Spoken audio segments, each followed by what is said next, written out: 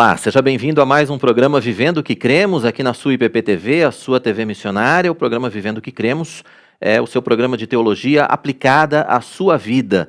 Mais uma vez, o reverendo Arivaldo Dias Casimiro não pôde estar conosco nessa edição. Nós estamos recebendo o reverendo Hernandes Dias Lopes. Pastor, que prazer estar com o senhor mais uma vez nesse programa. Privilégio, meu querido, uma honra para mim. É um programa que tem buscado interpretar as grandes questões doutrinárias, aplicando-as à vida, né? E como isso pode ajudar a gente na caminhada cristã. Com toda certeza. Pastor, hoje nós vamos falar sobre esperança, a âncora do cristão. Fala sobre esse tema para a gente. Pois é.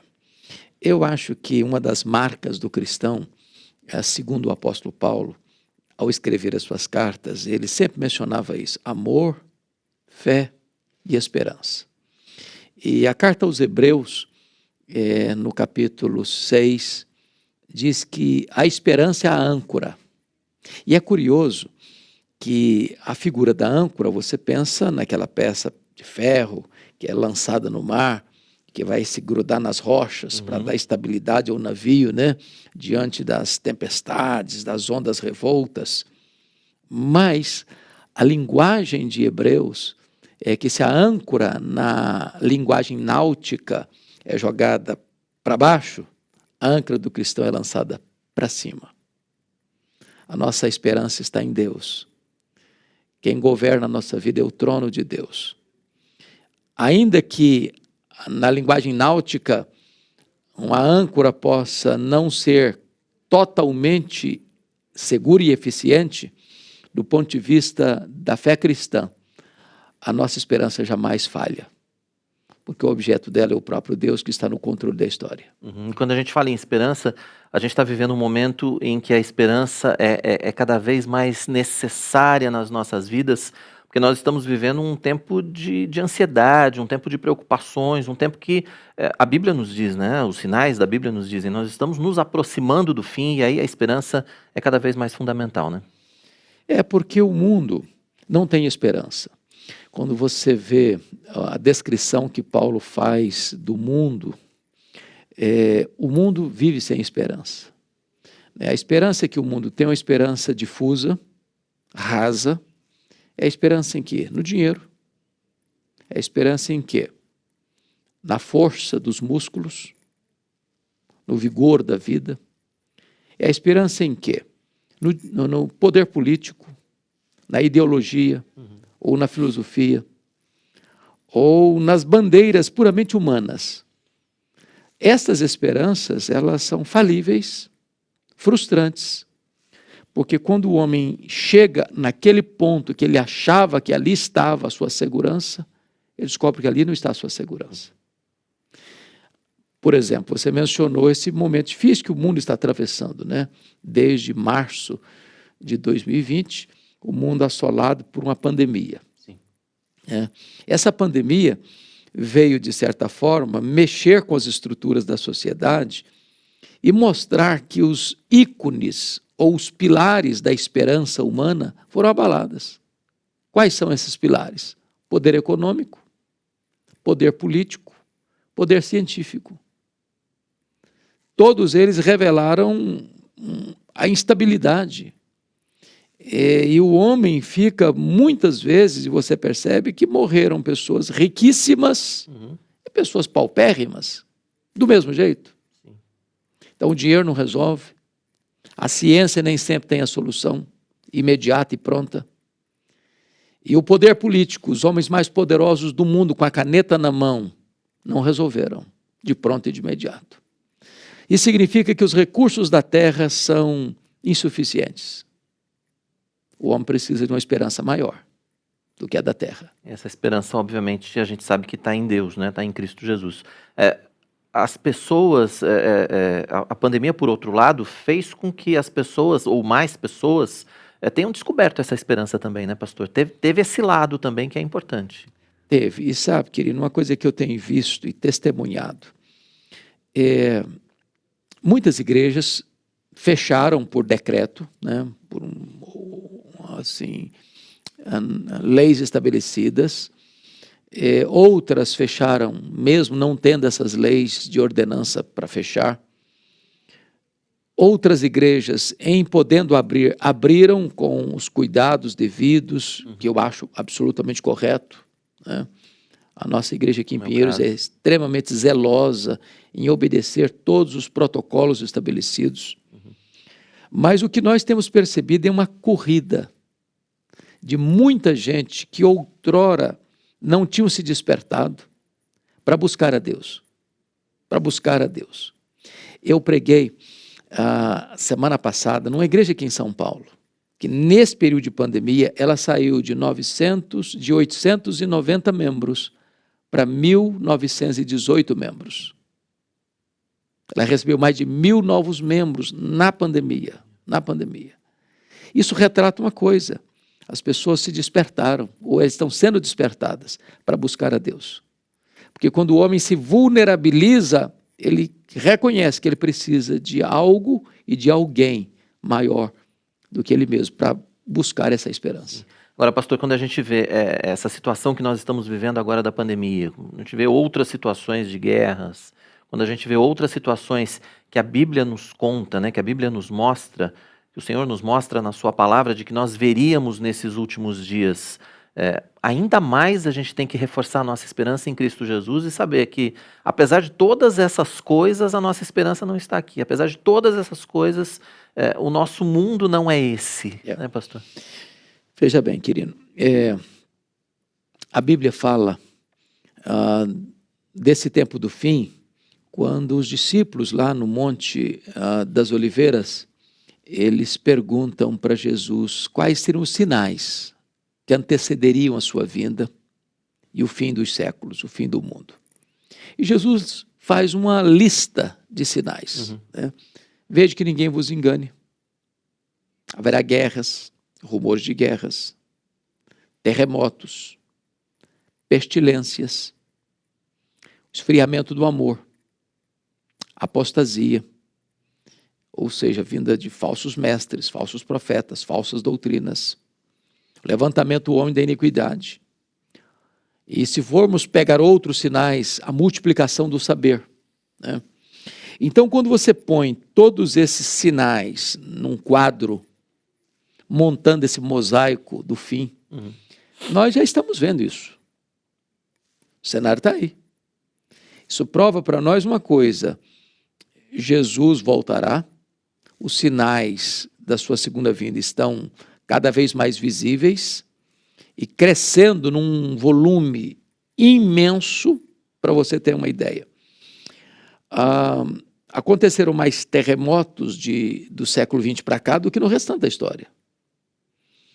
Essa questão, por exemplo, que Jesus disse que haveria epidemias, né? Tivemos muitas epidemias na história.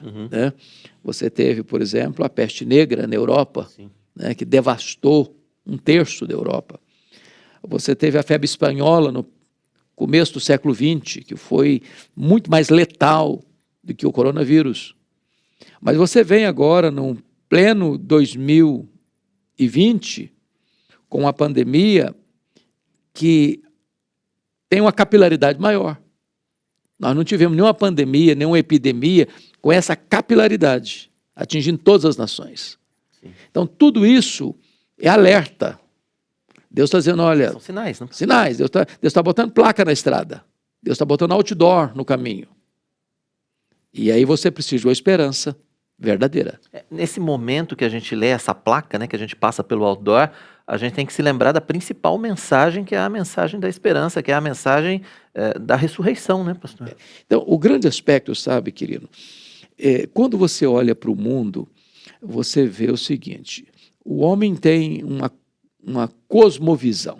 Uma cosmovisão. O que ele entende da história? Então, se você pega a filosofia grega, os gregos olhavam para a história como cíclica. O que foi, o que é, o que já foi, o que é, o que será amanhã. Então, a história está dando voltas. Não tem telos, não tem fim, não tem propósito, não tem consumação. Essa visão não é bíblica. Não é bíblica. Você tem a visão existencialista. A história caminha para o caos. Não tem sentido. É uma bolha no nada. É o desespero. É a ideia do caminhão sem freio ladeira abaixo. caminha para o desastre. Ela está descontrolada, a história, assim eles pensam. E tem a visão cristã. A visão cristã é teleológica. A palavra telos é fim, então a história caminha para um fim. A história não está sem rumo, a história não está dando voltas, a história não está sem sentido, a história caminha para um fim. Essa é a grande mensagem do livro de Apocalipse. Caminha para um fim, para um telos. Agora, o fim da consumação da história é a vitória retumbante do bem sobre o mal, da verdade sobre a mentira, da luz sobre as trevas, do Senhor Jesus Cristo sobre todos os seus inimigos. Ele vai colocar todos os seus inimigos debaixo dos seus pés e vai reinar vitoriosa e gloriosamente com a sua igreja. Então, a filosofia cristã é de uma esperança sólida, porque a nossa âncora não está nas rochas, a nossa esperança está no trono de Deus. Esse fim, que alguns apontam como caótico, para nós cristãos, está muito longe disso, na verdade. Apesar dos eventos parecerem que levam ao caos, não. Na verdade, os eventos levam à glorificação, levam à volta de Cristo. E é curioso isso, porque quando você olha o mundo hoje, você começa a pensar assim, parece que o mal está ganhando de goleada do bem. Aparentemente. Aparentemente, não está? Parece. Você olha para os poderes constituídos, você olha para a mídia, você olha para a imprensa, você olha para o teatro, você olha para o cinema, você olha para a literatura, você olha para aqueles que estão com o poder nas mãos, dá-nos a impressão que o mal está se agigantando e o bem sendo acuado, ficando quase que desidratado. Porém, isso é apenas aparente. É apenas aparente. Porque quando o Senhor Jesus Cristo retornar com grande poder e glória, todo esse mal vai ser vencido. Todos os inimigos vão ser derrotados. E a vitória retumbante é do próprio Deus. Então, o cristão, ele não sofre desse mal do desespero. Ele é alimentado pela esperança, mas não é esperança vaga, é segura, é uma âncora firme. E duas coisas que Deus diz que Ele jurou e são imutáveis, é a promessa dele e o juramento dele. Então, não há a chance de fracassar a esperança cristã, não há chance de fracassar. A nossa vida está nas mãos daquele que está no trono, tem as rédeas da história nas mãos, está conduzindo a história para uma consumação. Às vezes, querido, o mal parece prevalecer porque Deus dá corda. Deus dá corda ao ímpio. O ímpio pensa que ele está no trono, ele está achando que ele é o tal. Até o dia que Deus puxa a corda. Ele só pode ir até onde Deus o permitir, e haverá um momento que Deus puxa a corda e o ímpio está desamparado. O senhor falou a respeito, tem dois aspectos aí que eu quero abordar com o senhor agora, mas assim, o senhor falou primeiro a respeito do avanço do mal, em que muitas vezes a gente olha para a humanidade do jeito que ela está hoje e nos parece que o mal está ganhando, nos parece que fazer o mal, que ser desonesto, enfim, nos parece muitas vezes que esse é o melhor caminho, pelo menos do que se vive aqui. Imediata. Agora, e a Bíblia nos diz que essa situação ainda vai piorar. Nós estamos vivendo ainda o princípio das dores. As coisas ainda vão ficar piores, é isso, pastor? É isso mesmo. Ainda vai parecer que o mal vai isso vencer mesmo. mais ainda. Deixa eu deixar um texto aqui para provar isso que você está mencionando. Lá em Apocalipse, capítulo 13, são os meus alfarrábios aqui, viu? Necessários, né? Essa palavra é boa, né? Alfarrábios. Tem quanto tempo você não escutava Olha, isso? é português clássico, né? Bom, português arcaico. Muito bem. Olha aqui Apocalipse 13, versos... eu vou falar para você que está aí me acompanhando. Apocalipse 13, versos 7 e 8. Está falando do anticristo. Está falando da besta que surgiu do mar, que vai receber todo o poder e toda a autoridade de Satanás. E olha o que está escrito. Foi-lhe dado também que pelejasse contra os santos, contra os crentes, contra os servos de Deus, e os vencesse. Deu-se-lhes ainda autoridade sobre cada tribo, povo, língua e nação. E adorá-la-ão, ou seja, a besta que surgiu do mar, ou seja, o anticristo. Todos, não alguns, todos os que habitam sobre a terra,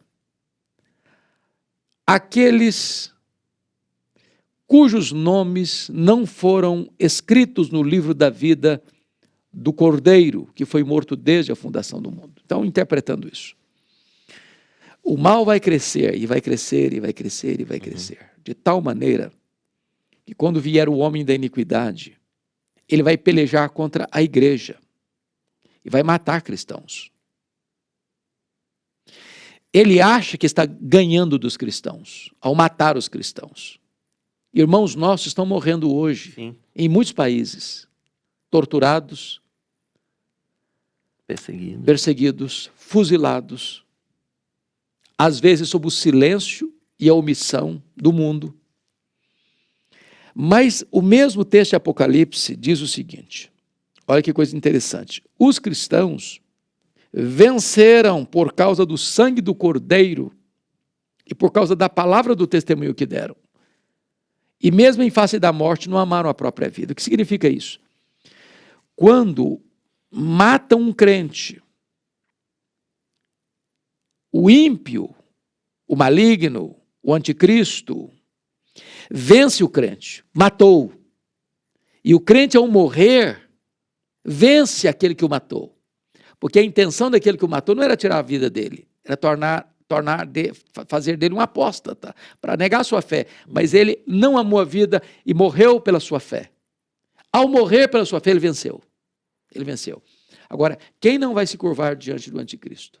Só uma pessoa, só um grupo, só um segmento. Aqueles cujos nomes estão escritos no livro da vida. Ou seja, nenhum crente salvo por Jesus Cristo vai se render ao mal. Nenhum sequer. Nenhum sequer. Então, o mal vai crescer, e vai crescendo, e vai crescendo, e vai crescendo. Mas todo aquele que foi salvo pela graça, cujo nome está escrito no livro da vida, esse não vai se dobrar, esse não vai se render. Agora, pastor, tem um outro aspecto importante que acho que a gente precisa citar, é que assim, tudo isso está debaixo da vontade soberana de Deus. Mesmo esse mal, mesmo a morte dos seus santos, não tudo está isso fora do controle de Deus. Tudo isso está dentro da vontade de Deus, do plano dele, Então, que vai se cumprir. Vamos só pegar uma coisa aqui. Vamos pegar vontade e propósito. Não é que é vontade de Deus que o mal floresça e prospere, não. Não se trata disso. O ponto é, mesmo que o mal floresça, ele está dentro da vontade permissiva de Deus, debaixo da soberania de Deus, do total controle de Deus. E isso não pegou Deus de surpresa. Então, vamos pegar a linguagem de Romanos 1. Romanos 1. Paulo diz que a ira de Deus se revela do céu contra toda impiedade e perversão dos homens que detêm a verdade pela injustiça. Ou seja, Deus se revelou ao homem, o homem rejeitou a Deus. Deus se revelou ao homem, o homem rejeitou a Deus. O que é que o homem faz? O problema do ateísmo no mundo não é problema intelectual, é problema moral. Ele pega essa verdade e tenta sufocar essa verdade, matá-la por afogamento. Ele rejeita Deus. O que é que ele faz? Ele começa a lucubrar. Eu não quero Deus, porque ele receber Deus, ele crer em Deus, ele confiar em Deus, implica mudança na vida dele. Sim. Então ele começa a filosofar. E vai achando que ele é sábio. Vai se tornando louco. Seus raciocínios. Aí ele transforma esse Deus invisível numa imagem de um homem visível. Ou transforma o Deus numa imagem de uma ave, de um quadrúpede, de um réptil. E ele entra por essa idolatria tosca e a consequência vai ser uma imoralidade desbragada. A sociedade vai se corrompendo, homem com homem, mulher com mulher, e a vida humana vai se desfigurando, a relação humana vai adoecendo. E sabe o que Deus está fazendo com o homem? Diz o texto, Deus entregou a pessoa. Deus entregou a pessoa. Deus está pisando, o homem está pisando no acelerador para o mal e Deus está pisando no freio. O homem pisando no acelerador, Deus pisando no freio. Até o dia que Deus disse, você quer isso mesmo? Deus tira o pé do freio e o homem assodadamente vai rumar ao mal. Deus não perdeu o controle. Deus está entregando o homem a si mesmo. Agora, para a gente entender, pastor, que tudo isso está debaixo do propósito de Deus, a nossa esperança, como o senhor disse no princípio, né, tem que estar muito ancorada em Cristo Jesus. Exato. Porque é muito difícil a gente entender que o mal pode estar, sim, no propósito de Deus para o cumprimento do seu plano e para a vinda de Cristo. Exatamente. O ponto básico, sabe? E isso é tão bonito, sabe, querido? Porque algumas pessoas pensam que Deus é um ser fracote, que Deus é um ser Papai Noel, um velho barbudo, senil, que está deitado numa cadeira de balanço no céu, e que o mundo perdeu o controle, ou que o mal está dominando, ou que o diabo vai ganhar essa batalha, né? Absolutamente não. Deus é soberano, o mal não pegou de surpresa, Deus não está em apuros. Aquilo que eu queria dizer agora há pouco, até o mal está dentro desse propósito soberano de Deus, e este mal não chegará ao ponto de abalar o trono de Deus.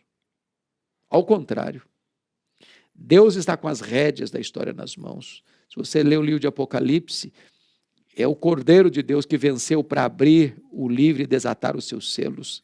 Ou seja, quem está dando sentido e significado à história é o próprio Senhor Jesus. Uhum. E ele virá quando o mal estiver no seu apogeu, vai matar o anticristo com o sopro da sua boca, vai lançar no lago do fogo o falso profeta, o anticristo, o dragão, a morte e todo aquele cujo nome não está escrito no livro da vida. Ele vai criar novos céus e nova terra, nos quais habita a justiça. E ele vai reinar com o seu povo num universo onde não tem mais a presença, nem o sinal do pecado. Então o mal vai ser completamente vencido e debelado nesse grande cosmos restaurado por Deus. Isso é sublime, porque Deus nunca, jamais perdeu o controle, ainda que quem faça uma leitura rasa e superficial possa achar que o mal está ganhando de goleada. Essa é a nossa grande esperança. Essa é a nossa grande esperança, a nossa grande certeza. A gente espera sabendo que essa promessa vai ser cumprida efetivamente pelo sacrifício de Cristo na cruz e vai ser cumprida efetivamente porque Deus é fiel à sua promessa, né? À sua vontade, enfim. Aquilo que ele já planejou para nós antes da fundação do mundo. O autor aos Hebreus chega a dizer que duas coisas sobre as quais Deus não pode mentir. Deus não mente, mas Deus querendo nos dar uma garantia maior, por exemplo, você se lembra, talvez não da nossa geração, mas dos nossos pais. A gente diz o seguinte: quando dois homens faziam um negócio, me dê a mão aqui, por favor. Eles faziam esse gesto aqui, ó. Sim. Está feito o negócio. Não precisa de documento, não. Documento é só legalidade. Deu a mão, está feito, está feito. É. Então, lá no passado, quando alguém fazia um contrato, antes de todas as leis jurídicas, você fazia um juramento. Dava a mão, está feito o juramento. E você jurava por alguém maior que você, para dar garantia de que o contrato estava selado. Deus, não tendo ninguém superior a ele para jurar, jurou por si mesmo. E nos dá duas garantias, sobre as quais Deus não pode mentir. Primeiro, a sua promessa. Segundo, o seu juramento. Ou seja, o que Deus prometeu, Deus vai cumprir. A gente precisa ter essa esperança cada vez mais viva dentro de nós, né, pastor? Agora, muitas vezes isso pode parecer difícil no momento em que a gente está atravessando uma crise, no momento em que a gente está enfrentando uma dificuldade, no momento em que a gente tem uma perda. Às vezes a gente, mesmo sendo cristão, mesmo sendo crente, às vezes a gente quer perder a esperança. Parece que a gente tá a ponto de perder a esperança. Nesse momento, a comunhão com o Senhor é fundamental, né? Fundamental, querido. E veja bem, você está levantando uma questão importante. O fato de nós sermos cristãos não tira a nossa humanidade. Não tira. Sim. O fato de nós sermos crentes não tira a nossa fragilidade humana. Então, por exemplo, nós nos fragilizamos diante da enfermidade. Agora mesmo estou vindo para cá, para a igreja, e eu tenho uma pessoa muito querida, amigo do peito, que é tio do meu filho, tio da esposa dele, que está clinicamente numa situação muito crítica. Os médicos disseram o seguinte: olha, nós não temos mais o que fazer. Isso mexe com a gente. Claro. Mexe com a gente. né? Imagine um casal, depois de tantos anos de casamento, o casamento fragiliza, mexe, né? Você vê um pai sepultando um filho, uma filha, mexe E nesse profundamente. tempo a gente tem experimentado, tem visto tanto Tanta isso, dor, né? tanto choro, tanto luto. Então, não significa que você agora é cristão, você está blindado dos problemas, que agora você também não sente mais nada das lutas da vida. Não. Você continua sendo um ser humano, mas com uma diferença. O seu choro não é o choro do desespero. Você tem esperança. Eu sei em quem eu tenho crido. Então, você que está aí nos assistindo, está passando por lutas, por angústias, por vales, por dores, por enfermidade na sua casa, até pelo luto, você pode recorrer a Jesus. A nossa esperança tem nome. Nossa esperança é Jesus. Ele é a nossa esperança. Ele veio ao mundo, ele se encarnou, ele morreu pelos nossos pecados, ele ressuscitou, venceu a morte. Ele voltou para o céu. Ele está lá reinando sobre nós e intercedendo por nós. Ele vai voltar para nos buscar. Nele você encontra firme esperança, essa âncora firme que não se abala. Nós precisamos ter isso cada vez mais presente nas nossas vidas, né, pastor? Para isso, a gente precisa buscar cada vez mais ao Senhor, né? Muitas vezes a gente, nesses momentos, a gente às vezes até busca, quando a gente está passando por uma situação de tribulação, quando a gente está passando por um desespero, a gente corre para o Senhor, e aí quando as coisas dão uma melhorada, a gente quer tomar a rédea da vida de volta. A esperança, o exercício de buscar o Senhor, a esperança renovada tem que ser algo diário, constante nas nossas vidas. É curioso que Paulo escreve assim na sua carta aos Romanos: rogo-vos, pois, irmãos, pelas misericórdias de Deus, que apresenteis o vosso corpo por sacrifício vivo, santo e agradável a Deus, que é o vosso culto racional. A palavra ali, querido, apresenteis, é a mesma palavra do sacerdote que oferecia um animal em holocausto ao Senhor. Uma vez colocado aquele animal no altar, ele não podia ser tomado de volta. É assim que nós devemos nos apresentar a Deus, né? Na hora do aperto, você apresenta e depois fica tudo bem, pega de volta? Não. É você entregar e entregar mesmo. Entrega o teu caminho ao Senhor. Confia nele. E o mais ele fará. A certeza de que... E aí não é nem a esperança, né? É na certeza de que ele está cuidando das nossas vidas e de que ele tem tudo sob o seu controle. Tudo sob o controle dele. Pastor, obrigado pela sua participação com a gente aqui no Vivendo o que Cremos. É uma honra. Eu espero que este programa de fato abençoe sua vida. Este é um assunto que empolga a gente, empolga mesmo, viu? Ter essa esperança num mundo marcado de desespero, de tanta dor, de tanto choro, de tantas vozes, de tantos gemidos, de tantos lamentos. Nós podemos ter esperança. Você pode ter esperança. Essa esperança está em Jesus. Muito obrigado por estar aqui com você. Obrigado, pastor. Foi um prazer, mais uma vez, nesse Vivendo o que Cremos aqui com o senhor. Amém. Obrigado a você que acompanhou o nosso programa. Continue acompanhando a programação da sua IPP-TV, a sua TV missionária. A gente volta com mais programas para você, a gente volta com mais teologia aplicada à sua vida. Até a próxima.